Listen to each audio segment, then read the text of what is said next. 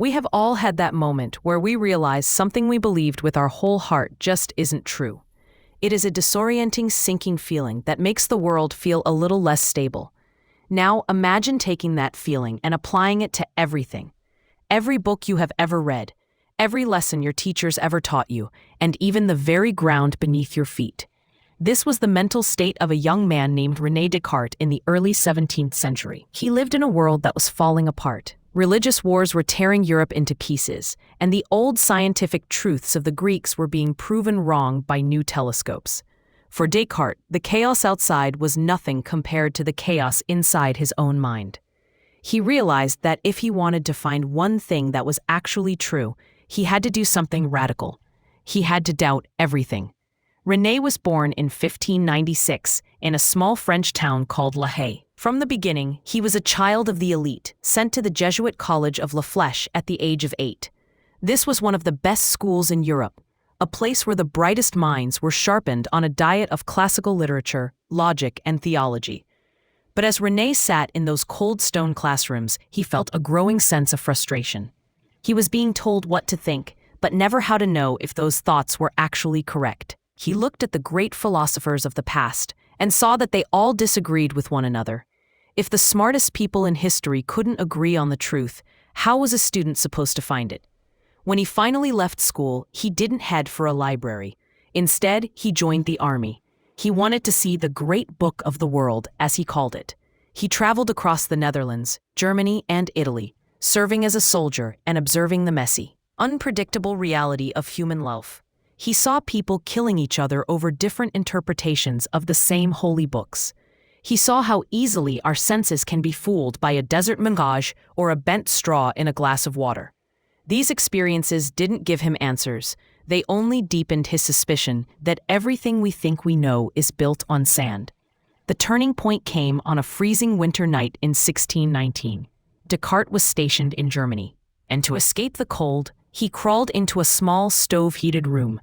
In the silence of that room, he had a series of intense visions. He felt as though he had been struck by a bolt of intellectual lightning. He concluded that the only way to build a foundation for knowledge was to start from zero. He decided he would treat every single one of his beliefs as if it were false until he found something that was impossible to doubt. This is where the story gets famous, but also very lonely. To do this work, Descartes began to pull away from the world. He moved to the Netherlands, a place where he could be a stranger.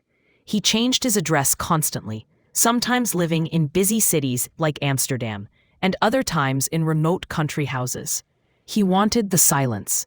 He believed that the noise of other people, the pressure to fit in, and the weight of tradition were like static on a radio. To hear the truth, he had to turn the world off. He started his experiment by doubting his senses. Have you ever had a dream that felt so real you didn't know you were dreaming until you woke up?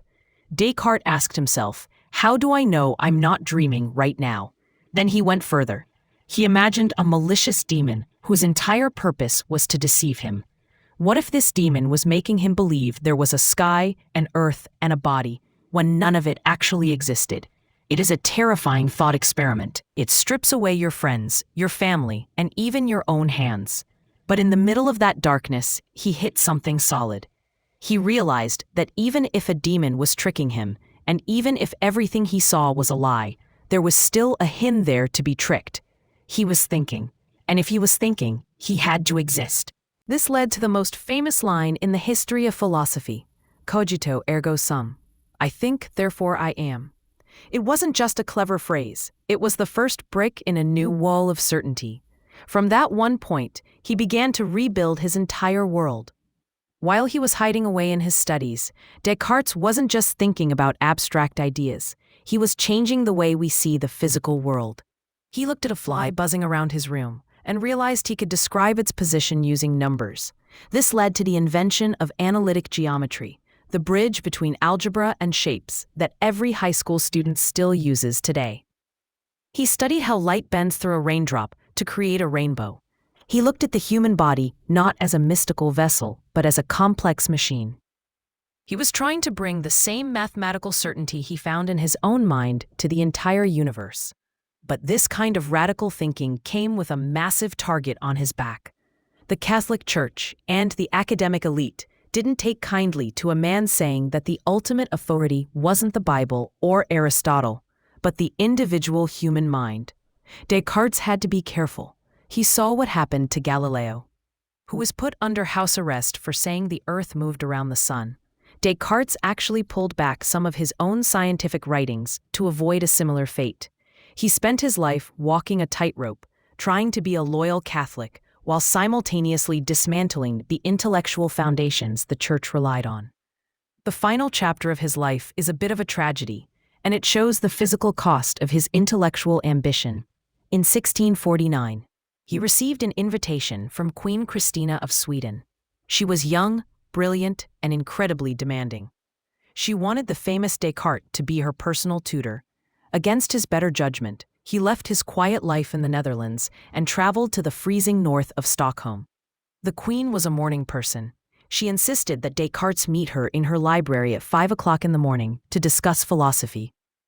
For a man who had spent his entire life sleeping in and doing his best thinking in a warm bed, this was a death sentence. The Swedish winter was brutal, and the drafty castle was a far cry from his stove-heated room in Germany. In early 1650, his body finally gave out. He contracted pneumonia and died at the age of 53. So what do we do with the legacy of a man who spent his life trying to prove he existed? Descartes is often called the father of modern philosophy, but his real gift was a method. He showed us that it is okay to ask why and how do I know that. He taught us that the pursuit of truth is often a lonely road, and that it requires the courage to stand apart from the crowd. His radical doubt wasn't about being a cynic or a nihilist. It was about finding a version of the truth that could survive the fire. He proved that even in a world of fake news, conflicting opinions, and sensory illusions, there is a core of reason inside each of us that cannot be taken away. He lived a life of isolation and risk, but in doing so, he gave us the tools to trust our own minds. But what do you think?